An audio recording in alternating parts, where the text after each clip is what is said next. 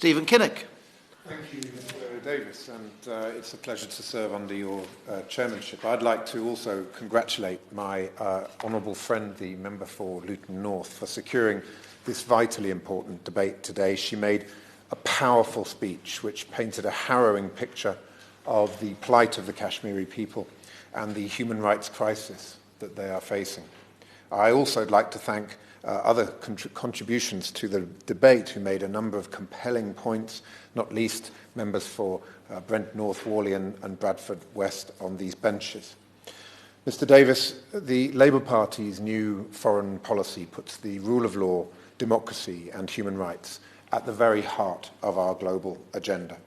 And we, of course, apply these principles to Jammu and Kashmir as we do consistently to every other part of the world.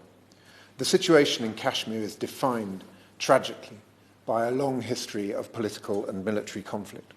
In 1947, the British state was a signatory, as the departing colonial power, to the instrument of accession which gave Kashmir a high degree of autonomy, whilst granting India control over Kashmir's communications, defence and foreign affairs.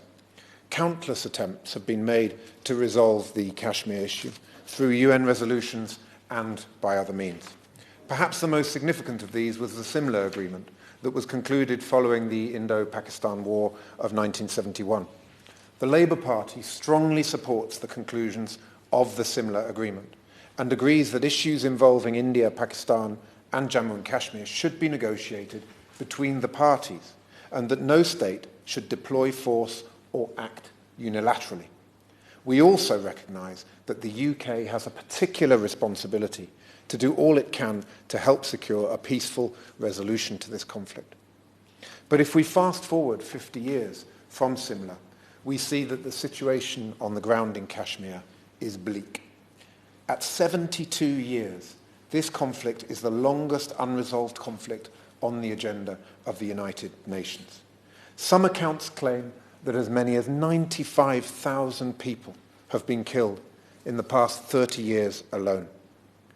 Kashmir is the most militarized place on earth.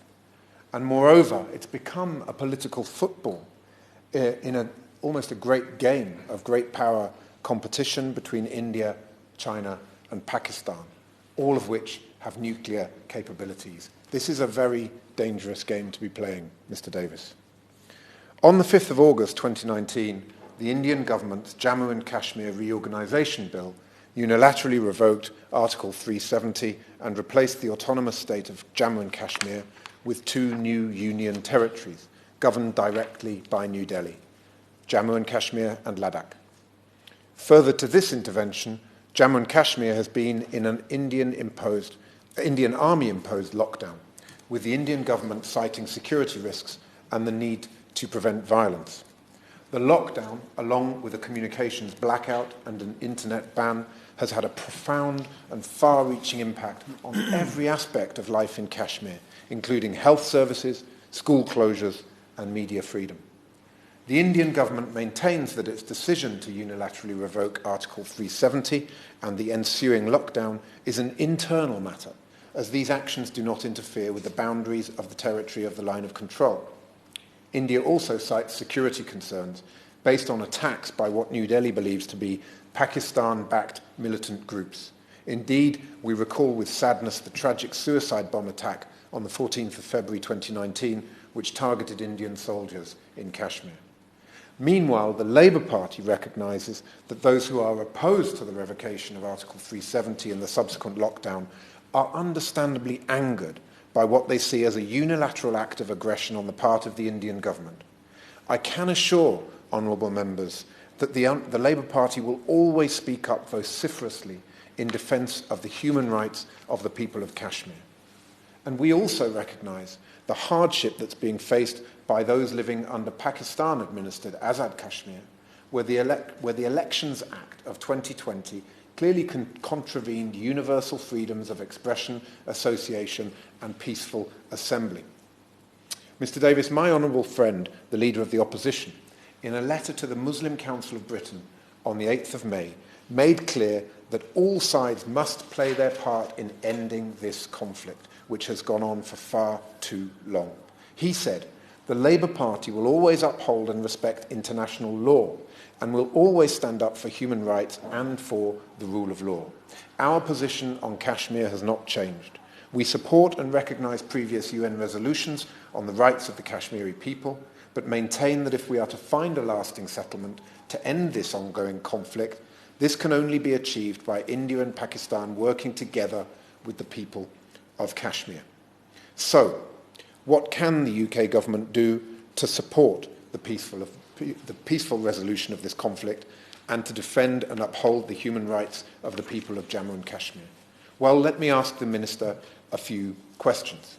Will he impress upon his Indian and Pakistani counterparts the need for a plan to demilitarise the larger Kashmir region and ask what steps the Indian government is taking to uphold human rights in Jammu and Kashmir, particularly in light of the events of the 5th of August 2019? This conversation must include the rights of political prisoners. Second, what meetings has he had with human rights organisations about the situation in Jammu and Kashmir? Third, does the Minister give support to the People's Tribunal, which seeks to assess the human rights situation in Kashmir following the events of the 5th of August 2019? Does the Minister have any plans to send his own UK delegation to Jammu and Kashmir in order to assess the human rights situation and to report to the UK Parliament, to our Parliament? And finally, will the UK government commit to doing all it can to support and work with, wherever helpful and necessary, representatives from India, Pakistan, Jammu and Kashmir, including all 5 regions, to deliver justice, peace and a resolution to this terrible conflict? I look forward to hearing the Minister's responses.